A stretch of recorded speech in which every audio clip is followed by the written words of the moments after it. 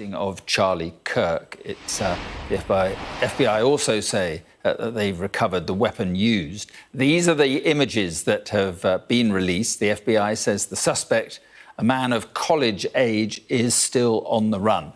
Well, I'm joined now by the Conservative political commentator and friend of Charlie Kirk, Scotty Nell Hughes. Thank you very much for being with us, and I'm sorry it's in these circumstances. First of all, your reaction to what happened in Utah yesterday?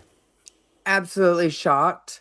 But if you understood the temperament that's been in the United States lately and how it's continued to rise, this was, unfortunately, we were on this course for a while. Now, the question is, how does this change public events in the future and public conversations in large scale, like Charlie was so well known for doing and promoting?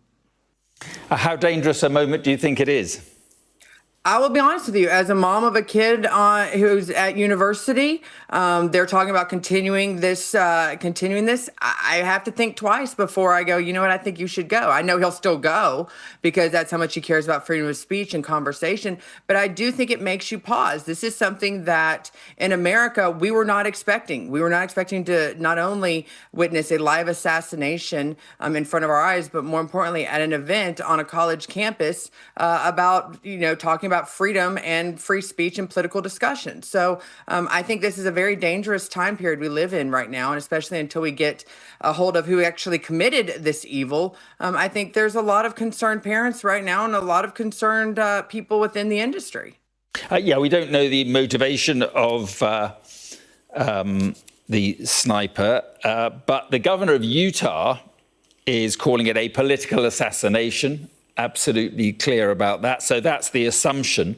There is, as you say, this atmosphere of violence and division and intimidation in American politics. What do you think is the driver of it?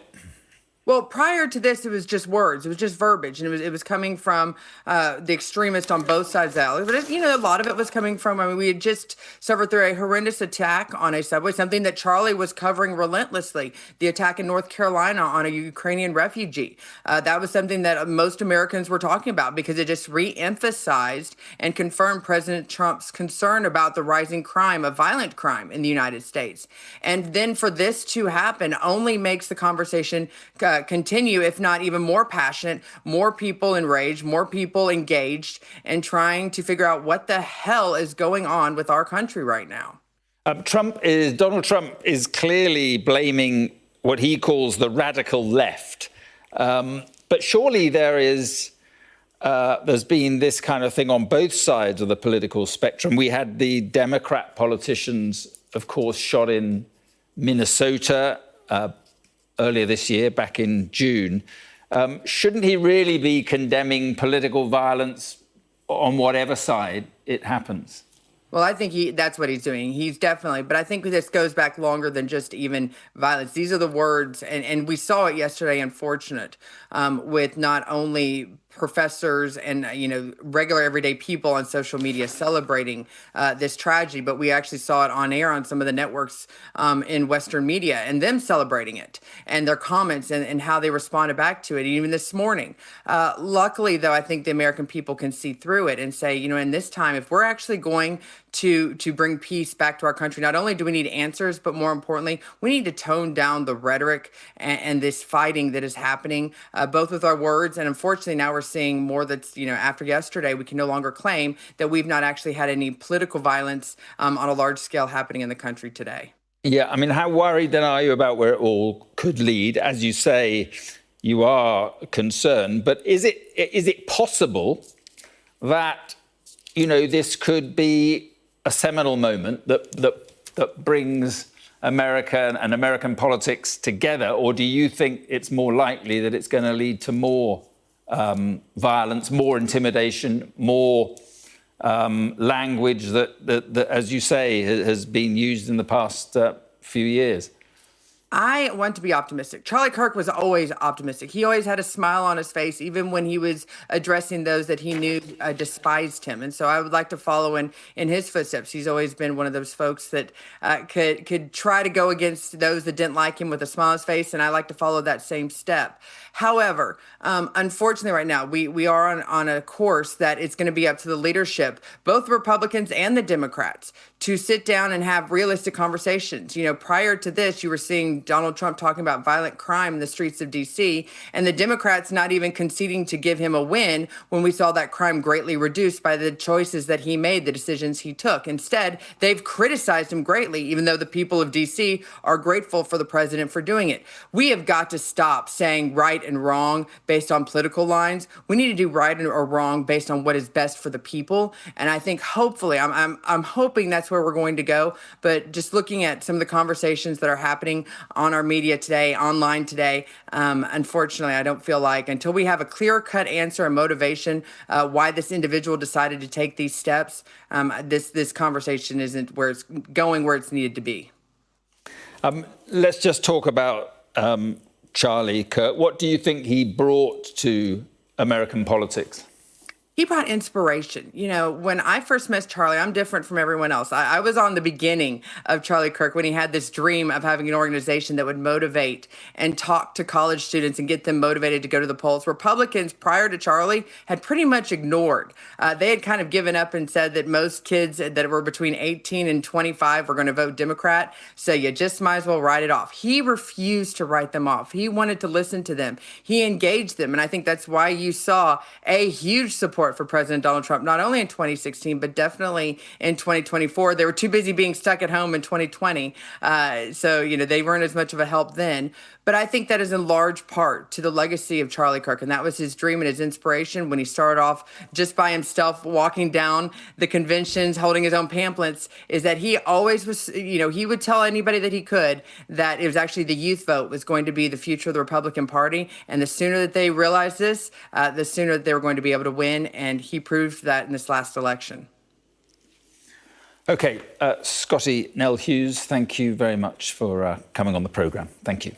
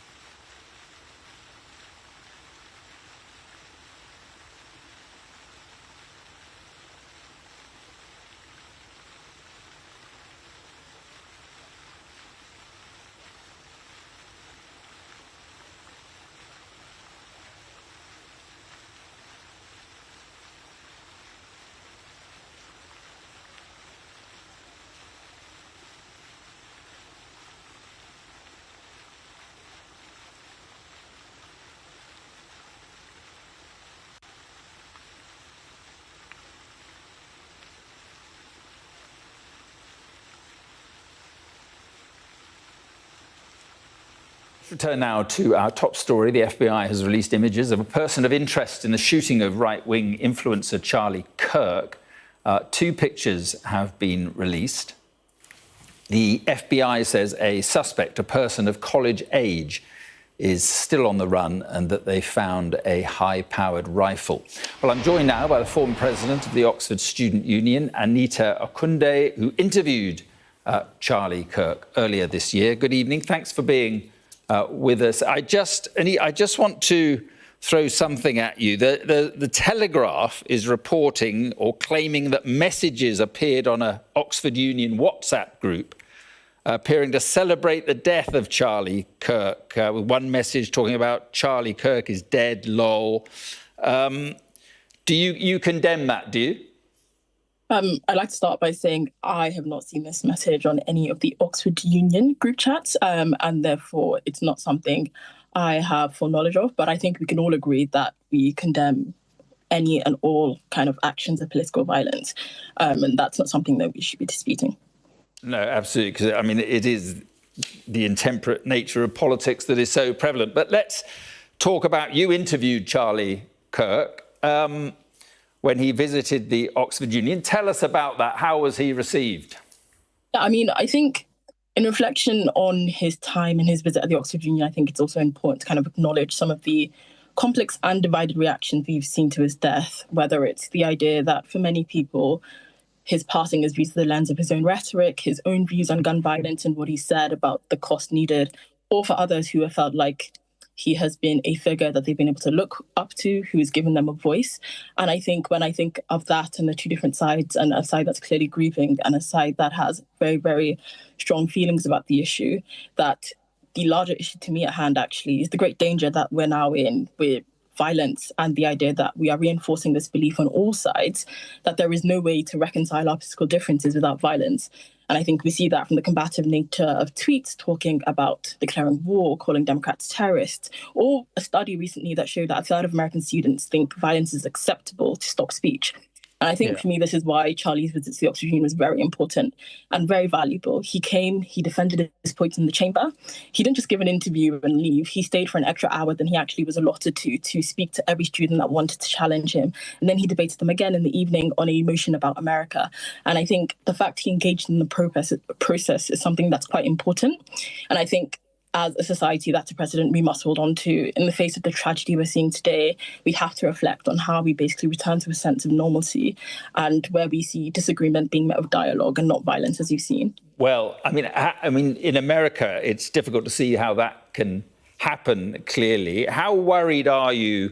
Well, interestingly, what do you think is the driver of this sort of radicalization, this division, the kind of language that is being used?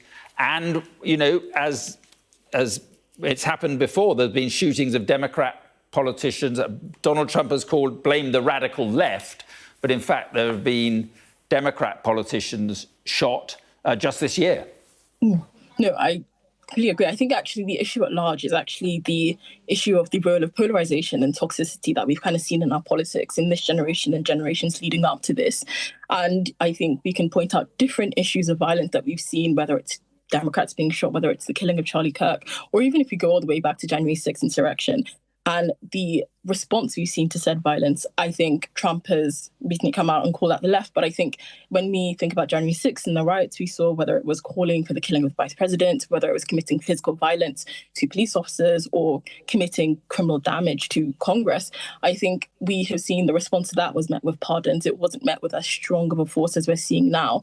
And I think what message does that send to basically all people, whether it's the left or the right, regardless of what side, about the actions of political violence, when the state on one hand seems to condone one form of political violence more and condemn the other. And I think because of that, there is no real measure being taken on political violence. And instead, we're seeing it being stoked by the media, by other outlets. And therefore, we continue to live in the cycle of violence, which isn't helpful for discourse. Right. I mean, he had enormous appeal to millions of student age young people, predominantly in America.